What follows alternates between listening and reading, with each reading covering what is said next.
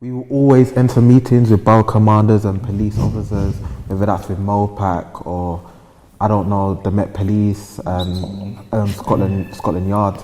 And it becomes so frustrating because we're literally going around in a circle because they're always saying, oh, institutional racism doesn't exist, like our commissioner always says. And it came to a point where we're tired of these institutions sitting back and doing research about us. Why don't we do research about them and the injustices that they do in our community?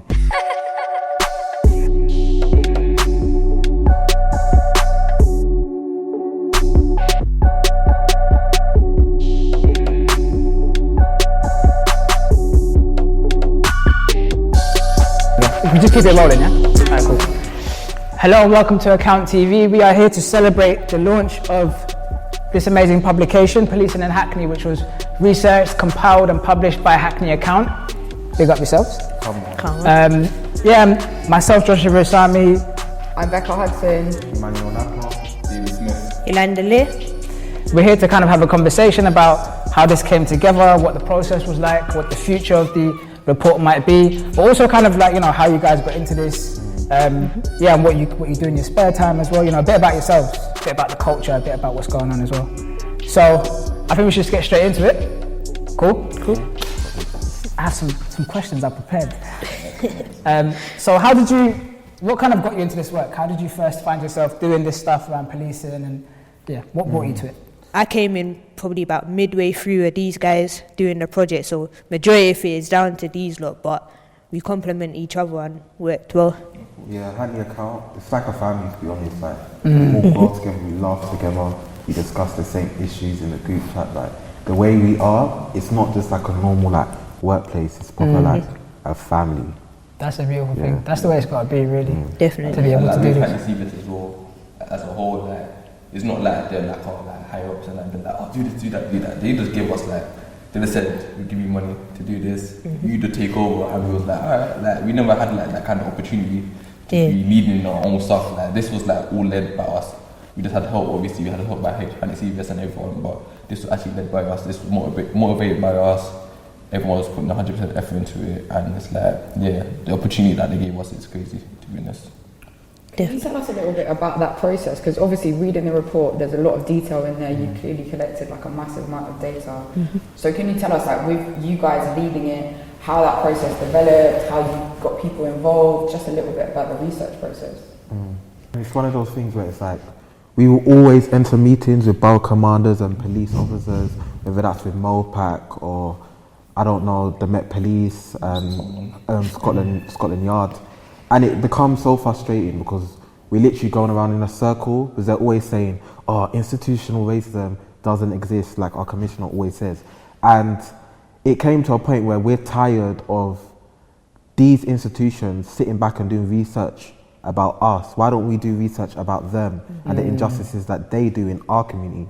And it came to a point where we just had to mobilize ourselves and just be on one accord and just like fight against bringing about change and everything. And also it was like, the stress, man.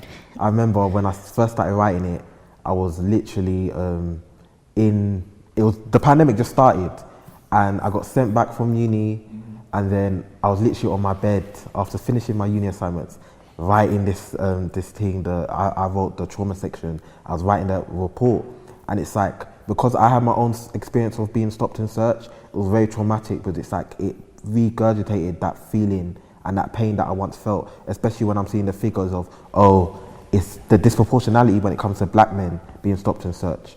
And yeah, man, it was a process. It was a grieving process, it was a healing process, but we got it done. I want to jump on that section about trauma, which I think is really important. Like, you guys recently made a film, right? Community Healing. Which you was working with the archive, right? And you were speaking to people from, like, looking at stories of the past, right? To try and, I guess, help us think about how we move forward. How important do you think it is to kind of take a pause, look back, speak to people from the past, understand it, to be able to, you know, try and carve a future for ourselves? And how was that process? Because it's incredible, first of all, congrats on the film. I look forward to more. Yeah, I think the key thing is understanding what the problem is And when we can understand where the problem kind of lies, then we can talk about healing. So in community healing, obviously we focus more on one particular story, but that's a story that's common in especially that day and age. But also nowadays, I feel like there's so much things that happen that doesn't get televised, doesn't get shown publicly, and there's a lot that the police do, again, that isn't publicly noticed. So I feel to highlight just that incident where it's not necessarily a death that might have happened, but it's still a very big issue that happens regularly. It happened then and it's still happening now. It was very key, and obviously David, he's a superstar in the film, but it was key. It was definitely key, and then, as I said, to reflect on it now and to be able to have those conversations with the community now, and obviously open up conversations of healing and be able to move forward, again, understand the problem, but knowing the problem, moving on from that, speaking to people in the past and how they actually healed from it, because obviously it's a traumatic experience for them as well. So they might have advice that they learnt from that they can pass on to this generation as well. So I think it was very key to bring out something, especially like in the middle of a pandemic when everyone's mental health and that as well is a bit shaky, or people are questioning certain things. Definitely a key thing to talk about healing at this time, and I'm just glad that account could bring it out. Most definitely. And like obviously, like having the opportunity, having another opportunity to go through the archival work and seeing all the old newspapers, look at all the old stories, and looking at everything is like before I didn't appreciate how important it is to know about the history of what my mum or my aunties or my nan would have went through when, like in the 1980s and all of that. So when I went through all of them, I was very shocked. Like, I was like blind, like mind blown. Like, I was like, are you being serious? Like this stuff was happening there. Like it was scary because like it was like the same form of like what's happening now. Mm-hmm. But like more back then it would be a little bit more open, but a little bit the same thing. Like looking at the Colin Walsh case, and I'm like, how does 2 and 2 equal 4 in that situation? You get me? So. Like before I didn't appreciate all the old history. I'm like, why do I need to look at all these old history? Like, I was very ignorant, let me not lie. I was very ignorant. I was like, why do I need to look at all this history? Then when I looked at it and I sat down and I appreciated it, I was like, you know what, this is important. Like having that conversation was really like reigniting for me. Like made me like have like more of a self-awareness of like my situation in life and what can happen to me or what happened to my parents and my nan that got swept under the rug, because a lot of this stuff happens. Like my nan's yard's been raided like so much times for stuff that don't even concern them. Like my neighbour's yard's been raided so much time that obviously I'm very close to Vishawn's family, so seeing the impact on that was like maybe like think like wow, this is very crazy. And like seeing all this stuff that's happening in the media, like people are so quiet. Even like a brother in Dorset got paralysed after getting tased by police. And like even hearing that and people not speaking about that is like, it's very like, what's that word? Like it just triggers me, because like people are just like sleeping on it. People thinking this, it happens every day. It shouldn't be happening every day. So that's why like doing that community healing interview was like very like igniting, and the process was very worth it. All them hours, it was very worth it to just be sitting in the archive and just like going through all them stuff. I know what's so important as well. Like the BLM movement also helped just bring awareness and just got us to this point. Because if it wasn't for that, the report was always going to come out. But if it wasn't for that, we would maybe like MOPAC and all of that wouldn't have helped us as much as before. I wanted to ask you guys actually, like, kind of what Yolanda was saying as well in terms of releasing it at this time in this like very exceptional year. Do you feel like, obviously a lot of the issues that were brought into the media with the Black Lives Matter movement and uprisings here and across the world were things that you guys were working on anyway, but did doing this work while that was happening change like your understanding of it? Clearly maybe it got some more people to pay attention, but did it change your guys' thinking in any way about kind of the work that you were doing and what it meant in the world? Personally, for me, I wouldn't say it changed it, but it enhanced it, because I've always had the view of helping people, getting them to really acknowledge certain issues that is going on. Like, but I think what it did as well, it gave us an opportunity to focus on the UK, focus on England, because obviously when the Black Lives Matter happened, when it happened to George Floyd, more times, like in the past, we focus on what happens in America and we don't really focus on the issues that happens over here. So I think, like, for me, as I said, it motivated me to really look into what's going on and get that information out there. And you would have seen in the report I wrote a book called a poem called Hackney Ain't Innocent, and that was inspired by the fact that everyone kind of focuses on America rather than what's going on over here. And obviously London, widespread, there's a lot of deaths in custody and unlawful killings. But Hackney alone, as you can see in the poem, there's how many names, and I didn't even mention everyone's name. And that's a lot of names alone in a short poem like that. So I feel like it definitely motivated me to really get the message out there and like push me anyway. I can't speak for the rest of the team, but definitely it pushed me and motivated me to get out there even more. Yeah, and it's not just about deaths in custody. It's about the over-policing of black and brown communities.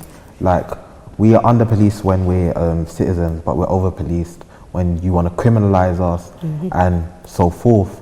And it's like, when will society, like even within our own community, it's like we focus too much, even with the BLM movement, everybody was screaming George Floyd, and yes, what happened to him was tragic, and his life, may he rest in peace, and may he get justice and his family get justice. But what about Rashawn Charles? Like, when will people actually protest in his name? When will people actually speak and like speak for our communities? Like, people are suffering, you know, like it's mad. Almost there. But I wanted to, because you do Hackney Account, but you also have things you're working on outside of Hackney Account. For example, Yolanda, you just published a book, Journey to an Undefeated Mind. Yeah. Big up. Thank you. And you're working on things separately. I had a question about like how does that combine with your work? You know, like is one kind of working with the other? Like what your projects outside of Hackney Account, how do they interact with Hackney Account? Yeah, I got into writing recently, and that kind of helped because a lot of my pieces that I released that I've wrote for The Independent, Huffington Post, and a lot of it links to the work that I've been doing with Hackney Account. And because I'm a campaigns manager, it's like I'm spreading awareness, because not everybody's going to sit down and like read a report. Do you get what I mean? But they will spend like 5 minutes to read a little article, and yeah. Yeah, definitely. For me, obviously mental health is a big issue regardless of where you're kind of talking about it. And the book that I wrote was inspired by my own personal journey. But again, if we look at like community healing, the project that we released, it's about how it affects your mental health as well. It's about overcoming that healing. So it definitely links in, and the work that we do, we hear a lot of stories. We hear from a lot of people who have been affected, who have been traumatized, whether it is just via stop and search, whether it's from, racist comments from the police. Like, I grew up, I heard my brother have racist comments again from the police when he got arrested. They were like, oh, I've never walked a dog before. And he was 14 at that age. So like, even just to see young people experience that, and that still affects him now, and he's going to be 18 this month. So like, it definitely ties in. In terms of my book is just about getting people to overcome and empowering them, guiding them, showing them ways to overcome mental health. And again, as I said, this is a big part with Account Hackney. There's a part in trauma, trust, all of that. It links into mental health as well. So yeah, I don't know if David's doing a lot outside of... No, you know what it is, yeah? Like, Active. Not gonna lie, Hackney CVS and Account, yeah, like for the past year and a half, almost 2, I think, like that's been my life, to be honest. Like, there's me working, like I was there like near enough every day. I was working there, but then like I'm trying to think about my day-to-day life, like me raising my daughter, or my little brother that is like he's growing up. How like I'm all for empowerment, you know what I'm saying? I'm not really all for like the protesting. That's the Emmauel's thing, because Emmauel's harder. Trust. But I'm not for that. I'm just for like working in my community. So obviously I landed this youth work job recently, and that's the way I want to put this like empowerment onto the black community and onto young people in general. You know what I'm saying? Like when I was like their age with the young people I'm working with, and that I was not confident. I wasn't aware of like my black identity. So it's like outside of Hackney, I feel like it's just like a day-to-day thing. Like my life is to be the black excellence and be like the black role model for the younger people. Not saying for all of them, but people that will look up to me and like, look at me and be like, that's a good black representation. When I was like their age with the young people I'm working with, and that I was not confident. I wasn't aware of like my black identity. So it's like outside of Hackney, I feel like it's just like a day-to-day thing. Like my life is to be the black excellence and be like the black role model for the younger people. Not saying for all of them, but people that will look up to me and like, look at me and be like, that's a good black representation. I don't want them to be looking up to like certain people, like only rappers or something like that. Like just look at people in your day-to-day. Not like I'm not like shitting on that, no rappers, whatever. But like, look at day-to-day people, because my positive influences was just like people around me, like, I'm saying, people that could take care of the family, people that do stuff in the community, people that I just see like walking the baby in the pram, and I just look at them, nod and be like, that's inspiring for my eyes, you know what I'm saying? So it's like just like a day-to-day thing, just to be the black excellence and just be just have empowerment, be confident in the way I walk and the way I talk, basically. So that's my day-to-day thing with it. I just wanted to ask, because we talked a little bit already about the trauma aspects of the report, which is very clearly in a lot of the stuff that you guys are talking about, that's always surfacing. But you've got these three themes, so trauma, trust and accountability. And I wanted to ask a little bit like, how come you decided to divide it in that way? How did those themes emerge, I guess, in your conversations with people as the most important things? And just a little bit about what's behind that structure and why you thought that was the best way to present it. It came to a point where the way we structured it was, we didn't think about these titles first.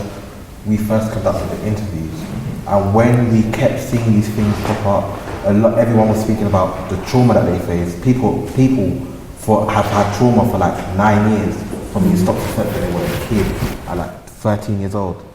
That's something that needs to be addressed. When we look at trust, because of the over-policing and the stop and searches that have happened in our community, people don't trust the whole state in general, holistically. And it's one of those things, that stop and search has been one of the key factors why people stop even voting and stop doing other things to interacting with society, because that's their first point of contact when it comes to the state.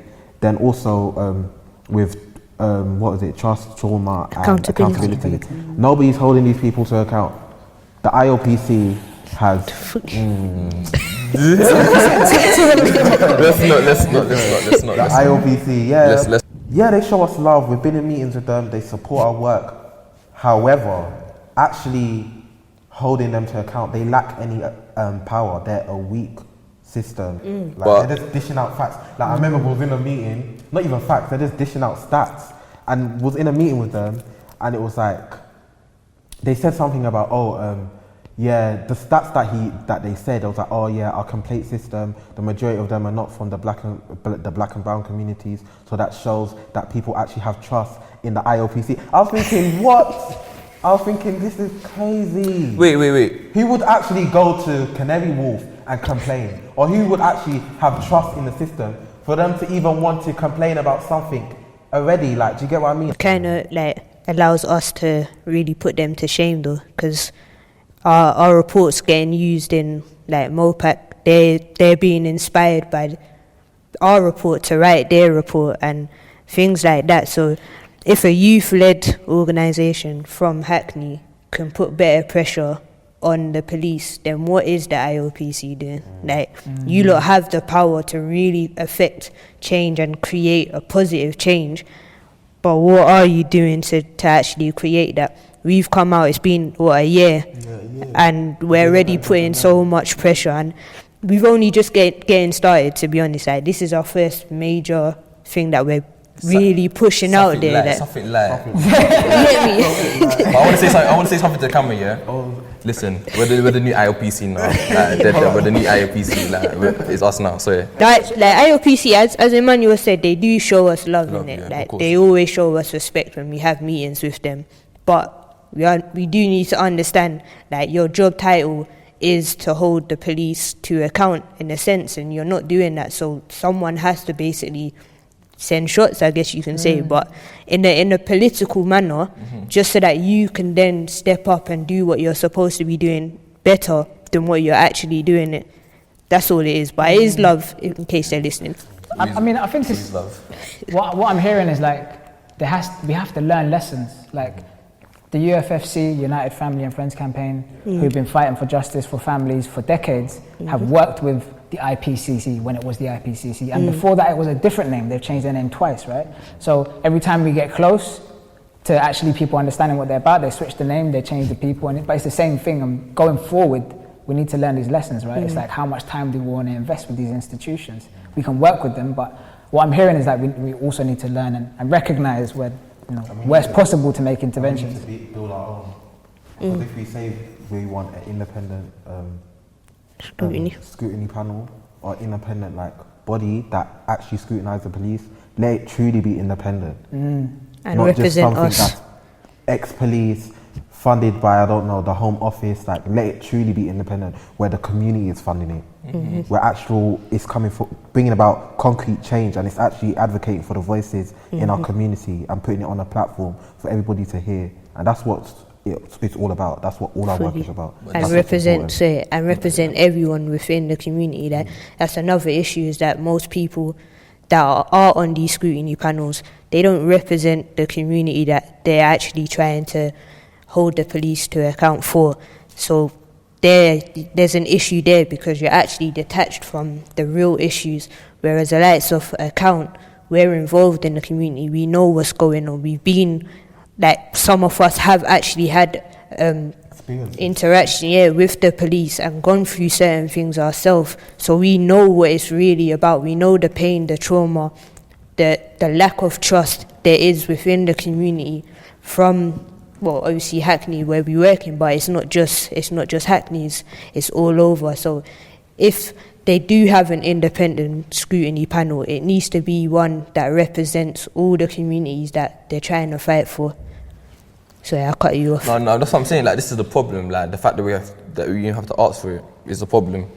It's the problem itself. The fact that we keep complaining about certain stuff and nothing's happening, that's a problem. Many other communities, they could ask for certain stuff and it comes like that. But when it comes to the black community now, it just gets swept under the rug. No one really cares about our problems, but these problems are serious because they're affecting our generations. From generation to generation, it's affecting crazy. And you could even talk about the Windrush generation. Look at when we came here, we all had qualifications, we all high. Do you see how we're smiling, full of confidence in that? But look at the years go down, and it just went down crazy. The lack of education that we've been getting, the lack of support that we've been getting, the lack of empowerment, the lack of role models that we were having, that is really low to compare to when my great grandma came. And they came with all engineering degrees, doctorates, whatever you want to call it, PhDs, all of that. But now it's we barely even got that. Yeah. That is a very few of people that has unis, degrees or whatever. It's not it's not just policing as well. When we look at schools as well, we have a problem with that. Academies, the rollout of that, they're so detached from the community. It's the way they're market run, they're market based. They just want to produce something that's just mad. And then again, there's just so much going on. Even the way we vote, the first past the post system. Come on, that's not democracy. Political. There's just so much. Housing, all of it's housing. connected, So immigration systems, it's all. Pretty sure we see it in the research report anyway. So I've got a question. So I guess one way of trying to work through these issues is to work with local authorities or with institutions.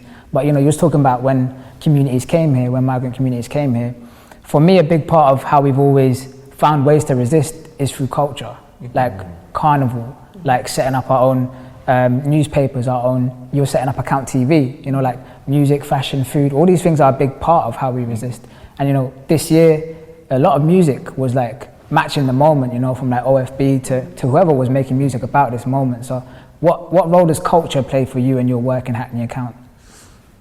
Like, okay, I could, obviously, the culture I go by is the Muslim culture. Like it states somewhere, I think in the Quran, it says, seek justice even if it's against your own brother. So when I got in touch with my culture and my belief and faith, and that, it made me want to seek out justice even more. Like, because it's like when it says like seek justice against your own brother, it means seek justice for anything, for anyone. You know what I'm saying? So it's like, it just made me want to be like a better person, to be honest, and like seek any justice with anyone, for anyone basically. And yeah, just like justice in general, like justice, even if it's small or even if it's large, it's justice. Like there should be no one should be getting taken a mick out of. You understand? Like, yeah. So like For me, yeah. for me, so it's similar to something David said earlier, like in terms of wanting to be that positive role model and just empower the people within our community. Because when you look on social media, when you look on those kind of things, it's a certain kind of lifestyle more times that's being portrayed, and young people especially are drawn to want to live that lifestyle, but because they don't have the money to have the latest clothes or the latest shoes, they go out and they do whatever they need to do, which then kind of leads them into some kind of trouble. They might turn to violence or whatever, and then obviously you can imagine what that then leads to as well, where what we're doing with Account, if we can go out and not only show them that young people can actually have a voice and use it in an effective manner, but also that we can come from the same areas that you're coming from and generally make something of our life and generally do something good and positive,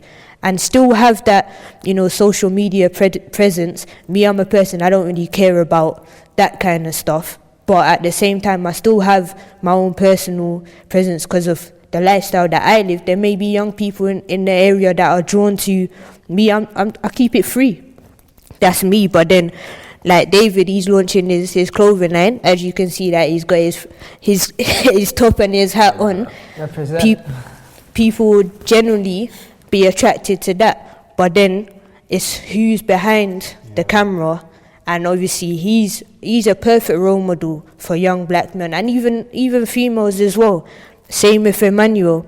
So I think for me, it generally matters about the person that you're really trying to portray on these social medias. And as you said, a lot of the artists have coming out with songs that portray what's going on in this year, but then you'll come out with a next song that completely, you know, counteracts what you're trying to really, the message that you're really trying to push out there. So it leaves the young people confused as well. So it opens a room for us to really just step up and be those role models for the community. And yeah, positive, you know what I'm saying? Positivity always spreads. Like, it's like the best thing that could spread is positivity.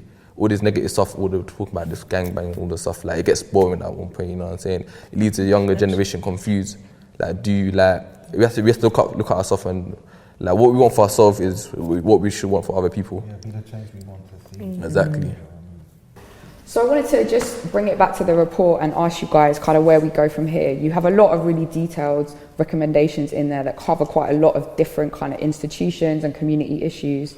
And I just wanted to ask, I guess, what you guys think about those recommendations and what kind of action are you guys going to take to make it happen, but also how people that are watching, how can they support making this change a reality?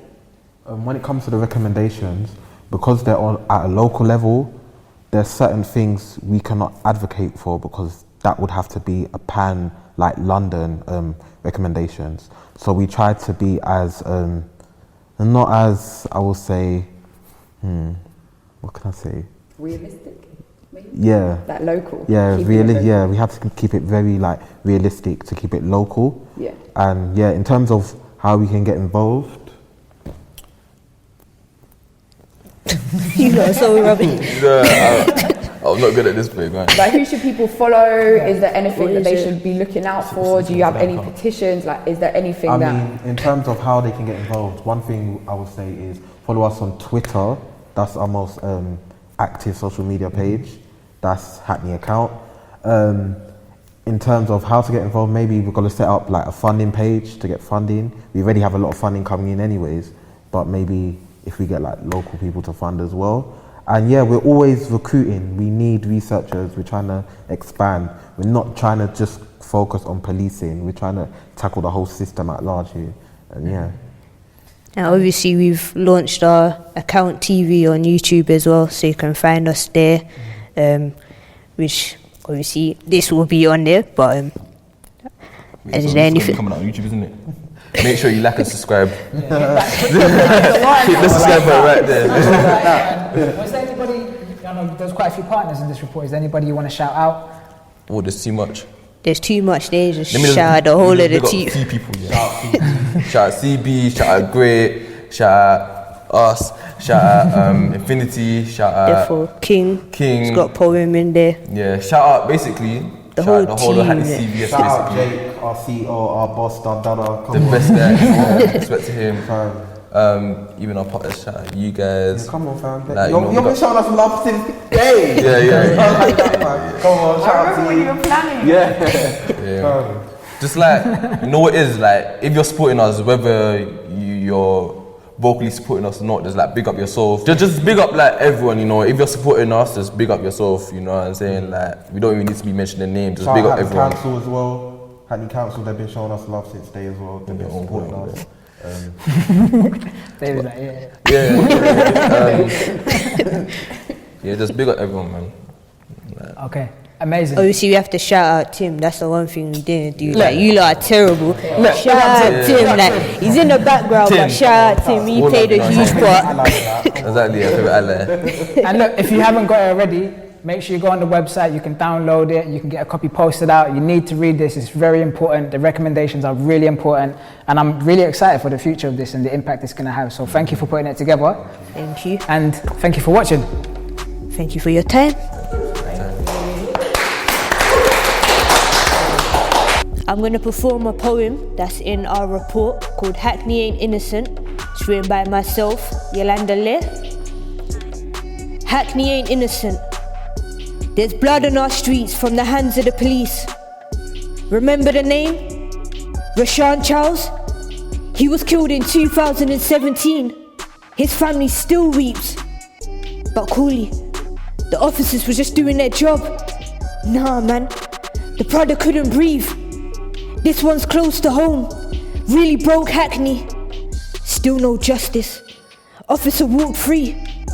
There's a murder out in the streets and he's still patrolling Hackney. How can we feel safe? Who's gonna protect us? My prayers goes out to their families. We must never forget his name. So say his name. Rashawn Charles. Say his name. Rashawn Charles. R.I.P. Maddest thing is, he ain't the first. In 2002, you were saying R.I.P. Kwame, another death in custody, and it's the same old story. He died of natural causes, but when he asked for your help, officers refused. They thought he was faking it, though he was constantly collapsing, moving round in agony. He should have lived. He had a 90% chance. But they show you neglect when your skin color's dark. Kwame, rest in peace. My prayers are with your family. 1994, that's the year of my birth. But right before Christmas, feds left Hackney hurt. That's another family crying, another brother dying, an unlawful killing as he struggled for his life. Say his name, Oluwaseyi. Say his name, Oluwaseyi. In 1998, there was still no justice for his family. My prayers are with them as the officers were let free. But hold on, wait. Ain't the police meant to serve and protect? So what happened to Vandana? Is that a case of neglect? In 1991, she sought refuge in your station. Escaping from her boyfriend, who used her body as a target. She pleaded for your protection. She didn't want him in that meeting, but you let him in anyway, and he stabbed her to death. She was only 21. She should have had a lot of life left. I'm sorry, officer. What is your job again? Because it can't be to serve and protect. And as we remember the names, let's remember the families, because nothing makes sense when we try and comprehend these tragedies. In 1983, Hackney said RIP to a brother named Colin Roach. Died from a gunshot at the entrance of a police station. Coroner's jury deemed it suicide. Typical. I'm starting to think suicide means we did it when it comes to the police, because the amount of suicides in their station, I swear it deserves an investigation. See, Colin Roach was only 21. His family deserves some justice, man. Do you really want me to believe that a black man could walk down the streets of Hackney in 1983 with a bag and a shotgun and not get stopped by no one, only to make it to the station and turn around and commit suicide? You would have an easier job convincing me that I'm actually white than me ever believing that lie. And since that will never happen, I know for a fact Colin Roach did not commit suicide. See, Hackney ain't innocent. There's blood on our streets from the hands of the police. And there's some names I didn't even mention, like Vincent Graham, Tune Hassan, Michael Ferreira. All these names and no officers charged. Still no justice for their families. My prayers are large, cause it don't take a bullet to break someone's heart. RIP to the fallen. Hackney ain't innocent. There's blood on our streets from the hands of the police. Thank you.